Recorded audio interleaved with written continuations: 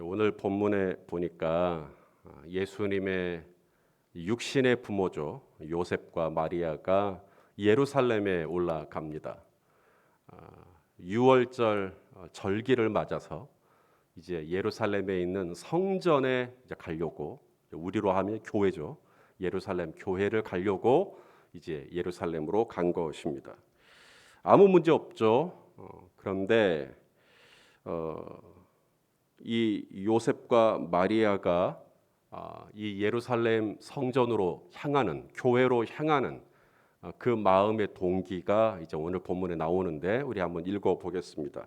41절과 42절입니다. 읽어 보시죠. 시작. 그의 부모가 해마다 유월절이 되면 예루살렘으로 가더니 예수께서 12살 되었을 때 그들이 이 절기의 관례를 따라 올라갔다가, 그러니까 요셉과 마리아가 예루살렘으로 올라간 이유가 뭐죠? 해마다 유월절이 되었기 때문에 올라가는 겁니다. 유월절이 되면 해마다 올라가는 거예요.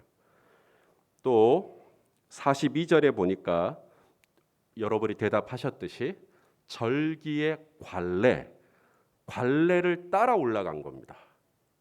자, 그러면 이 관례가 뭔가? 이게 에토스라는 단어인데, 이 에토스라는 단어가 이제 우리 여기 누가복음에서는 관례라고 번역이 되어 있고, 히브리서에서는 다른 단어로 번역이 되어 있습니다.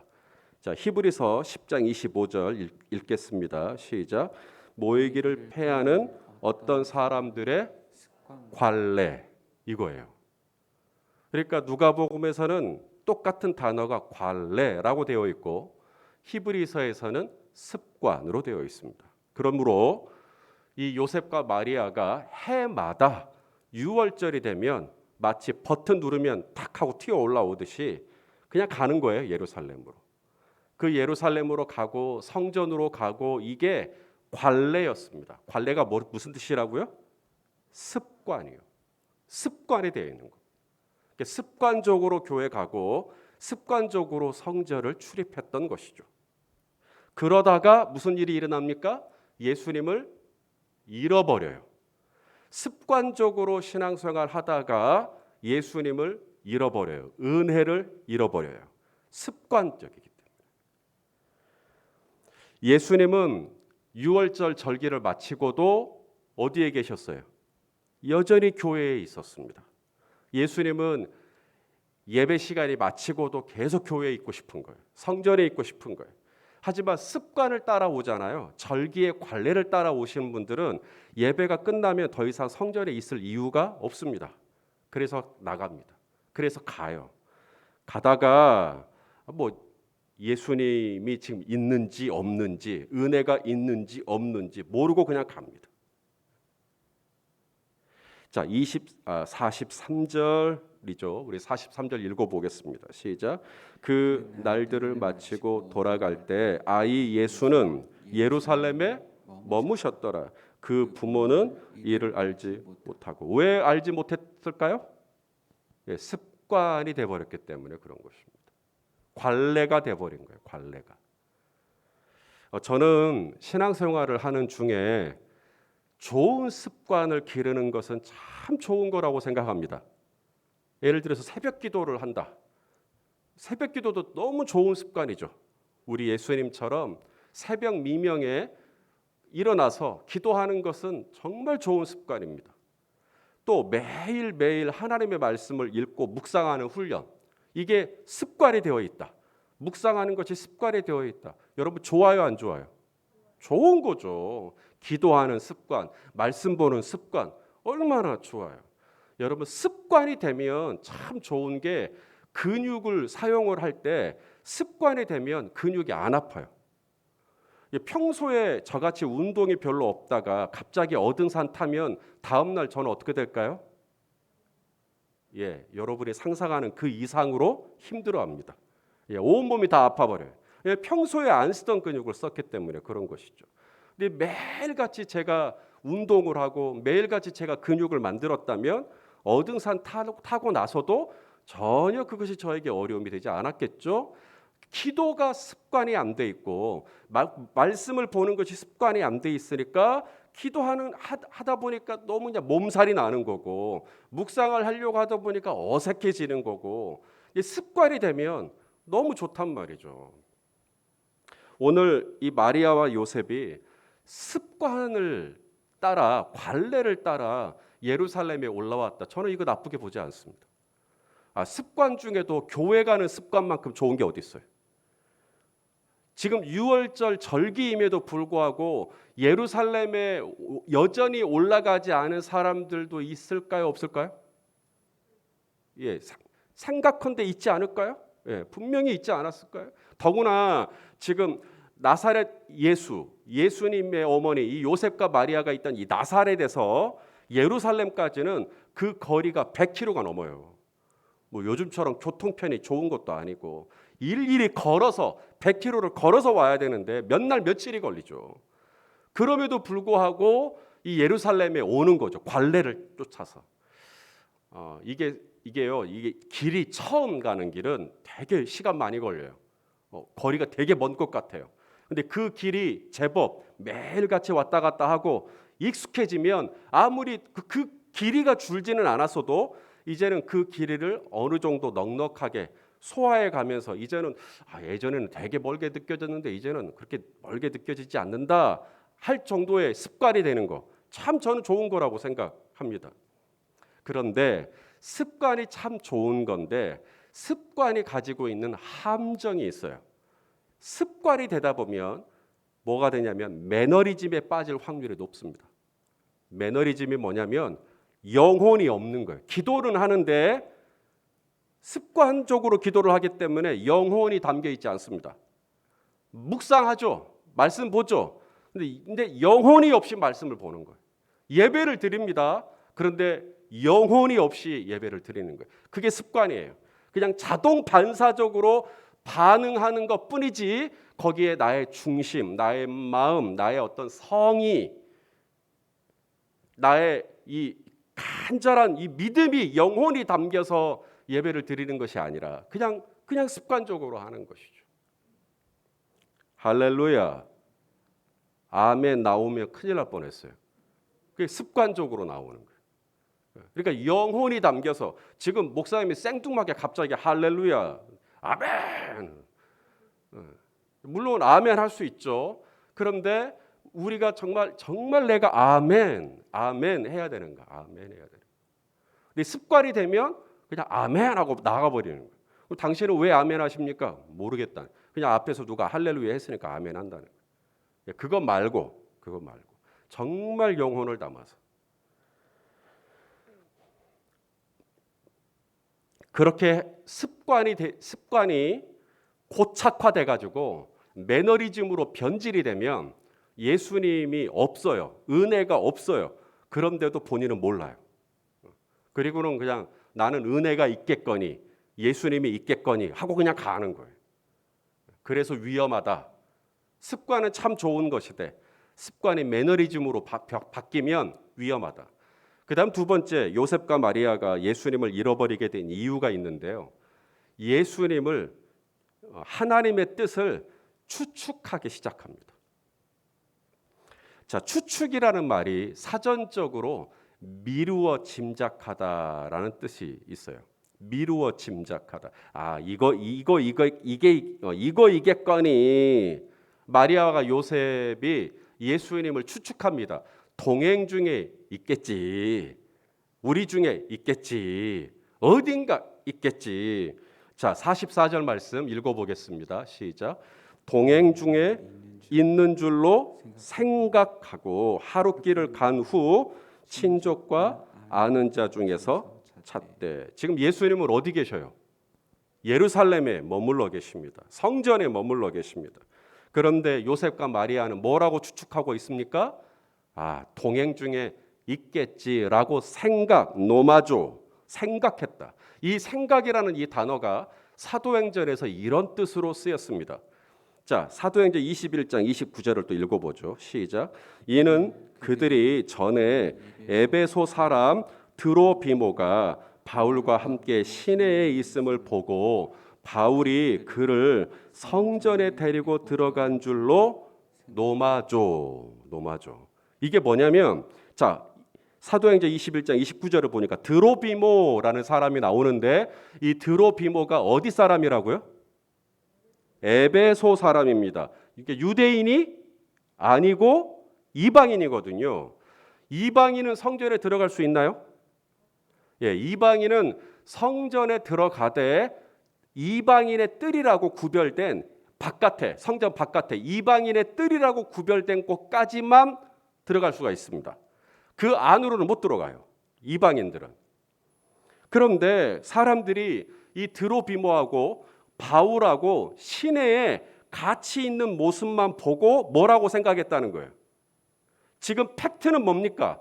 지금 시내에서 드로비모하고 바울하고 같이 있는 것만 본 거예요. 그런데 뭐라고 추측하는 거예요? 바울이 이방인 드로비모를 데리고 어디에 들어갔을 거라고 생각하는 거예요? 성전까지 갔을 거라고 벌써 생각하고 있는 겁니다. 그건 팩트입니까? 아니죠. 그게 바로 노마조입니다. 그러겠거니 생사람 잡는 생각, 실체가 아닌 그냥 눈앞에 보이는 어떠한 한 단편적인 한 면만 보고 그 뒤까지 다 추측해버리는, 소설을 한 권 써버리는 거죠. 이게 바로 노마조입니다. 요셉과 마리아가 예수님의 뜻을 이렇게 추측하는 거예요. 아, 동행 중에 있겠거니, 지금 어딘가에 있겠거니. 다윗이 시편 19편에 보면 이 고범죄로부터 자신을 지켜달라라는 기도를 올립니다. 따라서 할래요. 고범죄. 예, 고범죄가 뭘까요? 고의로 범하는 죄. 고의로 범하는 죄. 그래서 알고도 짓는 죄. 고범죄. 그래서 개역 개정에 보시면 고의로 죄를 짓지 않게 하소서 이렇게 번역을 쉽게 해 놓았습니다. 자, 그래서 우리는 우리말로는 고범죄라고 번역을 하는 게 맞는데요. 똑같은 단어입니다. 제드라는 히브리어 원어인데 이것을 우리나라 사람들은 이제 고범죄라고 번역을 했는데 영어권에서는요, 이게 프리썸션이라는 단어를 번역을 했습니다. 이건 완전히 뜻이 달라지는 겁니다. 프리썸션은 영어 사전으로 보시면 가정하다라는 뜻입니다. 그러니까 다윗이 뭐라고 기도하고 있냐면, 하나님, 내가 고의로 죄를 짓지 않게 하소서가 아니라 하나님, 하나님의 뜻을 내가 가정하지 않게 하여 주십시오.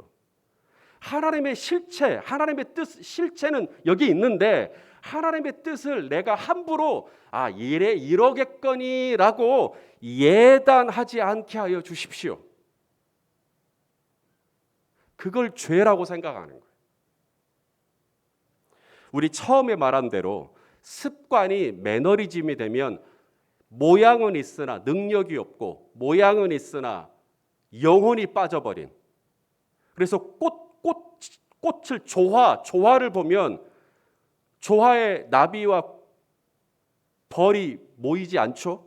모양은 있지만 예수 그리스도가 거기에 없는 거죠. 그런 것처럼 습관이 되다 보면 뭐가 되죠? 자꾸 어떤 노하우가 쌓이게 돼요.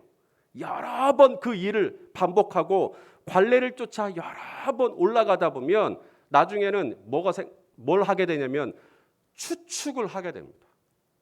이번에도 이렇게 하는 거겠지. 교회 창립 주일이니까 또 이렇게 하겠지. 다윗은 전쟁을 적게 했나요? 많이 했나요? 예, 성경에 나오는 어느 인물보다 다윗은 전쟁으로 시작해서 전쟁으로 끝나는 인물입니다. 그는 아주 어렸을 적부터 전쟁을 시작했습니다.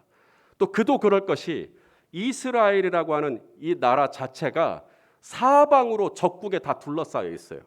북쪽에는 에돔이라는 나라가 있고 동쪽으로는 블레셋이라는 나라가 있고 또 밑으로는 또 이 모압이라는 나라가 있고 또 이 남쪽으로 또 동쪽으로는 또 모압과 암몬이 또 있어요.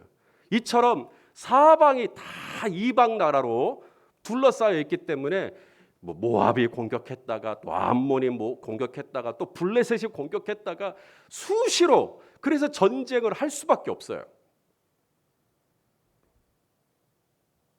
그렇게 전쟁을 많이 하다 보면 전쟁에 대한 노하우가 생겨요. 노하우가 생기면 추측을 하게 됩니다. 왜냐하면 경험이 쌓이니까. 이제는 특세 때 이렇게 하면 돼. 이런 그 사역은 이렇게 하면 돼. 이제 기도 안 해요. 이제 습관이 됐고 추측을 할 수가 있어요. 다윗이 시편 19편에서 경계한 게 바로 그겁니다. 하나님, 제가 좀 싸워봤다고, 내가 일 좀 해봤다고, 내가 사역 좀 해봤다고, 하나님의 뜻을 내가 이거겠거니 라고 가정하지 않게 하여 주십시오.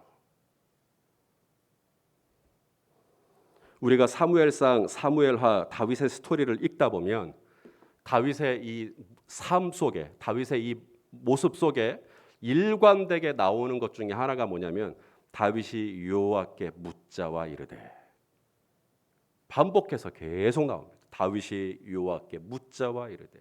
블레셋이 공격했어요. 다윗이 여호와께 여쭈어 가로되. 다윗이 블레셋이 또 한 번 공격했어요. 다윗이 여호와께 다시 묻자온대. 왜 계속 물을까요? 고범죄에 빠지지 않기 위해서. 고범죄가 뭐라고요?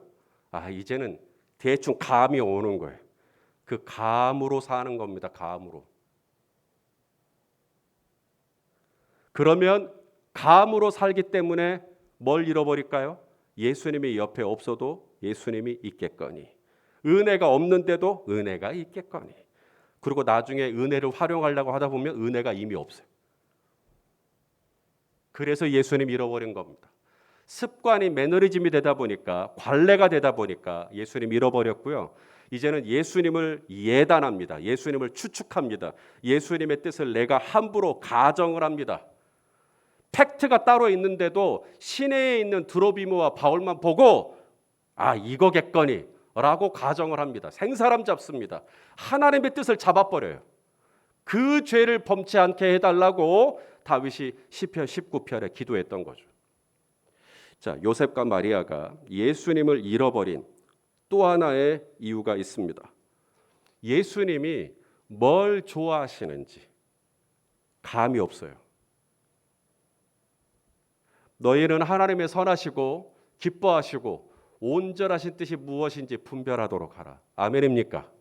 하나님의 뜻을 잘 분별해야 되는데 요셉과 마리아가 몰랐습니다.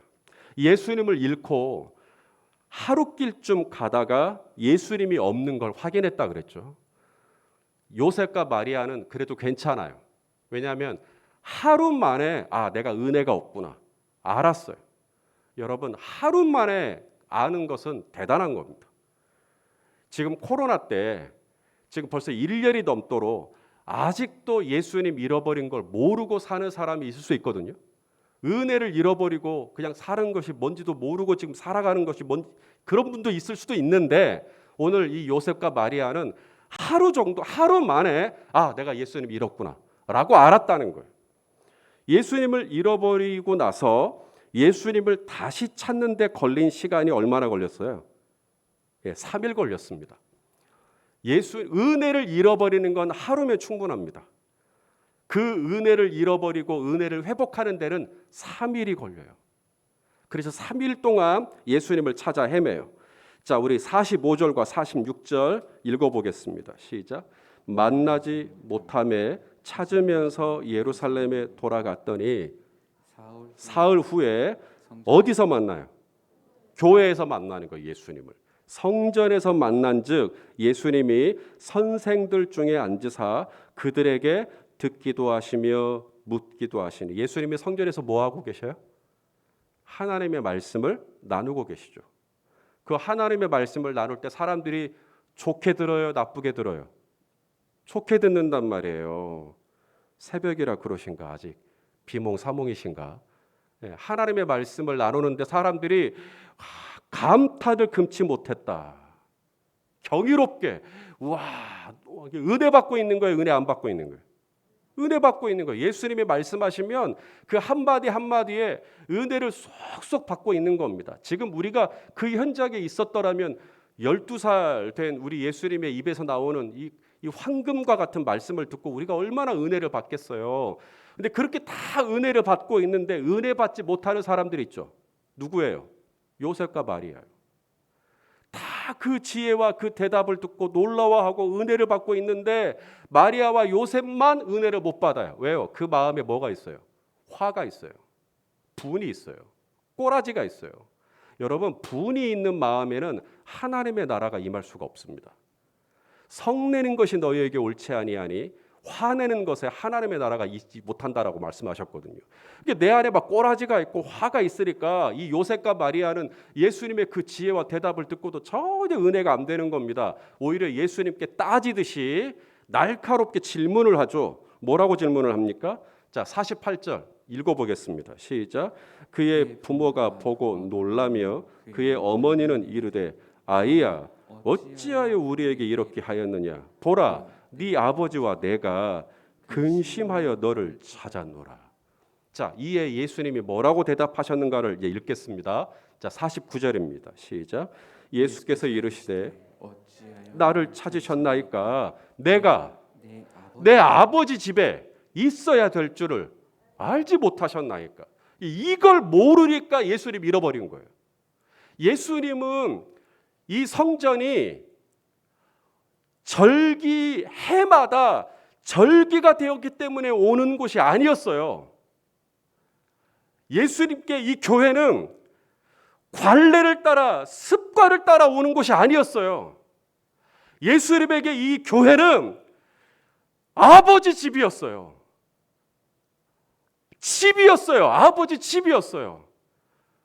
그래서 예수님은 이 예배가 끝나고 절기가 끝나고 요셉과 마리아는 돌아가기 바빴지만 예수님은 여기 더 있고 싶은 거예요. 아버지 집이니까. 예수님에게 교회는 그런 곳이었어요. 예수님은 해마다 교회를 왔고 주일마다 교회를 왔지만 한 번도 예수님은 관례적으로 온 적이 없어요. 습관적으로 온 적이 없어요. 예수님은 내 아버지 집에 간다. 내 아버지 집에 간다.